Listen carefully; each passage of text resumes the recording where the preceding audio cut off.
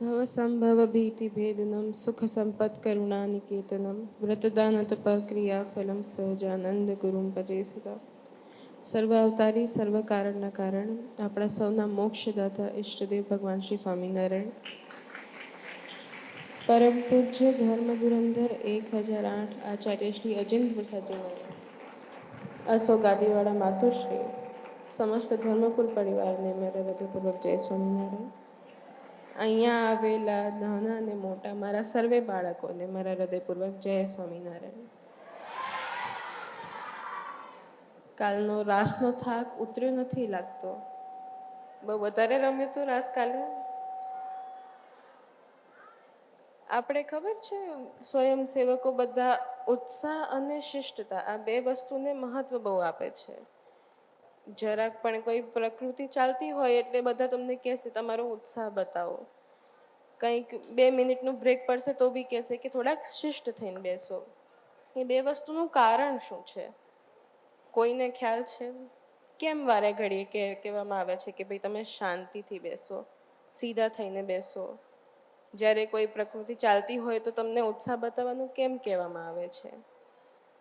અહીંયા જેટલા પણ સ્વયંસેવકો છે ઊભા પગે રાત દિવસ તમારા બધાની માટે મહેનત કરે છે.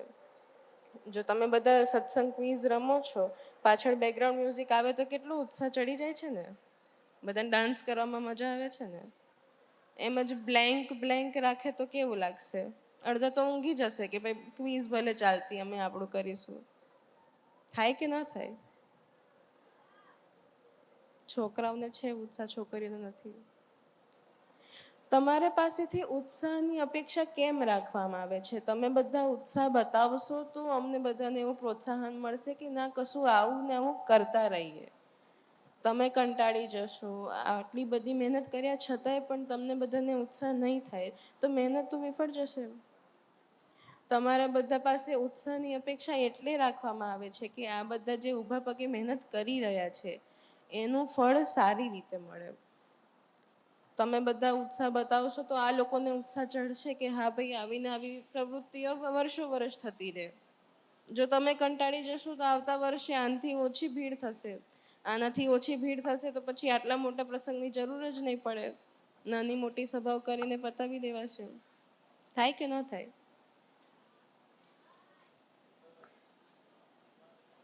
થાય કે ન થાય? બીજી વસ્તુ, જે રાસ ઉત્સવ વખતે મેં જે જોયું હતું, અંધારામાં બી બૂમો પડતી હતી. એટલે કદાચ અવાજ બેસી ગયો છે તમારા બધાનો? તો જેમ રાસ ઉત્સવ વખતે અંધારામાં બી ઉત્સાહ હતું, એવું શીખતા વખતે ક્યાં જતું રહે છે? રાસ ઉત્સવ થાય છે, ઇન્ડોર ગેમ્સ છે, તમારી આઉટડોર ગેમ્સ છે. રમત ગમત તો બધું એક નિમિત્ત છે કે તમને બધાને મજા આવે. પણ આ આખા પ્રસંગનું હેતુ શું છે? કે તમને ભગવાન સુધી પહોંચાડે, તમને ભગવાનના નજીક લઈ જાય, જેની માટે આટલી બધી મહેનત કરવામાં આવી છે. તો જે ઉત્સાહ રાસ ઉત્સવ વખતે હતું, જે ઉત્સાહ રમત ગમત વખતે હોય છે, એ જ શીખતા વખતે કેમ નથી રહેતું? અહીંયા બાળ ચરિત્ર કહેવામાં આવે છે, બોધ વાર્તા કહેવામાં આવે છે. એ ઉત્સાહ તમે બતાવશો તો ભગવાનને લાગશે કે ના મારા બાળકો મારું સાંભળે છે. આપણે ભગવાનને સમજતા પહેલા ભગવાનની કહેલી વાર્તાઓને સમજવી પડશે, એમના ચરિત્રોને, એમના કહેલા વચનોને. અને એ ક્યારે સમજવામાં આવશે? જ્યારે મન એમાં લાગશે. એ મન ક્યારે લાગશે? જ્યારે તમે એમાં ઉત્સાહ લેશો. એની કરતાં જે અહીંથી ત્યાં ફર્યા સિવાય શાંતિથી બેસીને સાંભળશો. તમે એકબીજા સાથે વાત કરશો તો મારો અવાજ નહીં સંભળાય, પણ શાંતિથી મારું સાંભળશો તો હું જે કહેવા માંગી રહી છું એ તમને ખબર પડશે. આપણે ખાલી સાંભળવા નહીં પણ સમજવા અહીંયા આવીએ છીએ. જે તમારા ગામે ગામે સભાઓ થાય છે, અહીંયા મોટા પ્રસંગો થાય છે, એ બધાનો એક જ હેતુ છે કે તમને ભગવાનની નજીક લાવે. પણ એ ક્યારે થશે? જ્યારે તમે ઇનિશિયેટિવ લઈને એમના નજીક જવાનો પ્રયત્ન કરશો. અહીંયાથી સ્વયંસેવકો બધા બૂમો પાડતા રહે છે. મને પણ ખ્યાલ છે વારે વારે એક જ વસ્તુ કોઈ ટકોર કરે તો ન સારું લાગે. પણ એ બધા પણ તમારી માટે મહેનત કરી રહ્યા છે. થોડુંક કોઓપરેશન આપણે પણ આપી દઈએ એ જે કહે છે એક વખત કહી દે શાંતિથી બેસી જાવ તો બેસી જઈએ, પછી તો બ્રેક વખતે તમને બધાને એ જ રમાડવા લઈ જાય છે, ત્યારે તો તમને રોકતા નથી. તમને જ્યારે રમત કરવાનો સમય છે ત્યારે રમો, ઉછળો કૂદો. જ્યારે કે શાંતિથી બેસી જાઓ ત્યારે બેસીને સાંભળો. શિસ્ત રહેશો, જે વાતો અહીંયા કહેવામાં આવે છે એ સંભળાશે ને સમજાશે.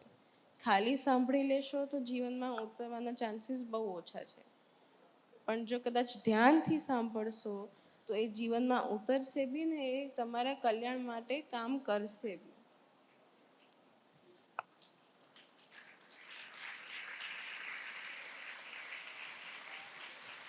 કંટાળો આવે છે તમે? કંટાળી ગયા છો બધા? કઈ વાંધો નહીં, વધારે સમય નથી લેવો. બસ બે જ વસ્તુ મારી એટલી વિનમ્ર વિનંતી છે, જે ઉત્સાહ રમત ગમતમાં બતાવો છો એ જ બાકી શીખવા જેવી વાતોમાં, ભગવાનના ચરિત્રોમાં કે બોધ વાર્તા વખતે એ જ ઉત્સાહ સાથે બેસો. મોઢા પર એક નાની મુસ્કાન, શરીર તમારું એટલું શિષ્ટ રહે કે સામેવાળાને લાગે કે ના આ વ્યક્તિ જાગે છે અને સાંભળે છે. આજે હું તમારા બધાની વાતો એકદમ શાંતિથી બેસીને સાંભળું તો તમને લાગશે કે ના મારું ધ્યાન છે, પણ હું આમ તેમ જોતી રહું તો તમને બધાને પણ એવું જ થશે કે ના લાલીલા જતું સાંભળતા જ નથી, એમનું ધ્યાન જ નથી. તમે ઇન્ટરેસ્ટ લેશો તો અહીંયા બધાને વધારે પ્રોત્સાહન મળશે કે તમારી માટે આવું વધારે કરે. તમે ઇન્ટરેસ્ટ નહીં લો તો આ બધા પણ કંટાળી જશે. આ બધા પણ માણસ જ છે, તમારા જેવા જ છે, થોડાક ઉંમરમાં ખાલી મોટા છે, જવાબદારીઓ પણ એમની પાસે વધારે છે, છતાંય પોતાનું થાક સાઈડમાં મૂકીને પોતાનું સ્વાસ્થ્યનું ધ્યાન રાખ્યા સિવાય તમારા માટે આટલું બધું આયોજન કરી રહ્યા છે. થોડુંક માંગે છે તમારાથી, એ તમારો ઉત્સાહ ને તમારું ધ્યાન. એટલું તો આપણે અપાશે? પ્રોમિસ? ચલો, અંતે ભગવાનના ચરણોમાં એટલી જ પ્રાર્થના, તમને બધાને ખૂબ સારો સ્વાસ્થ્ય આપે, આવીને આવી રીતે ભજન ભક્તિ કરવાનું બળ આપે, તમારી ઉપર ખૂબ રાજી રહે. જય સ્વામિનારાયણ.